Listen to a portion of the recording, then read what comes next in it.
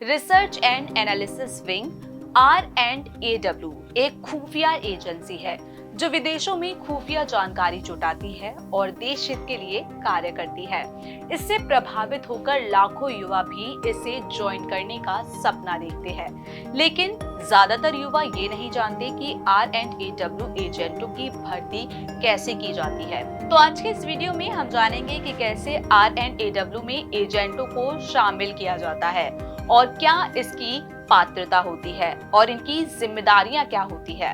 तो आइए शुरुआत करते हैं आज के इस वीडियो की। सबसे पहले ये जानेंगे कि R&AW की स्थापना कब और कैसे हुई।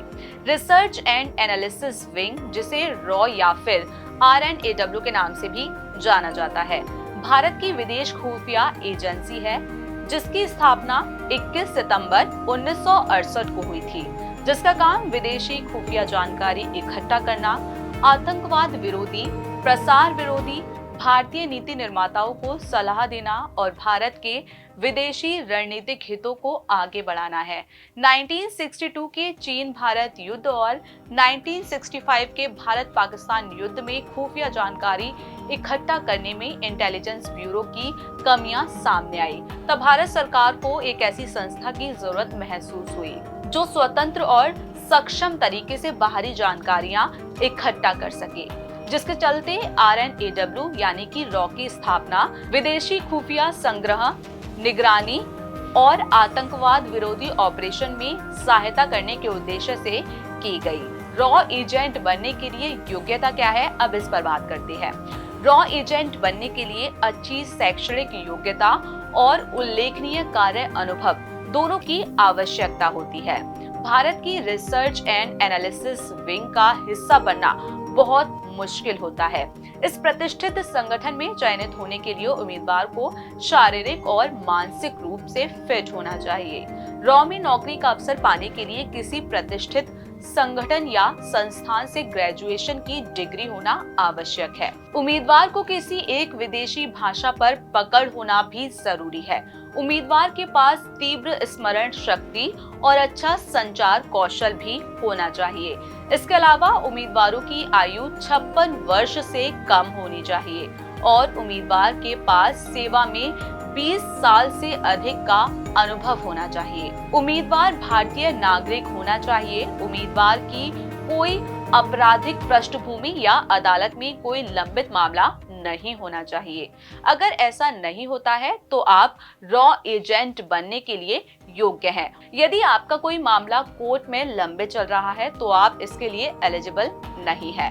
अब बात करते हैं कि R&AW यानी कि रॉ अधिकारियों की भर्ती कैसे की जाती है।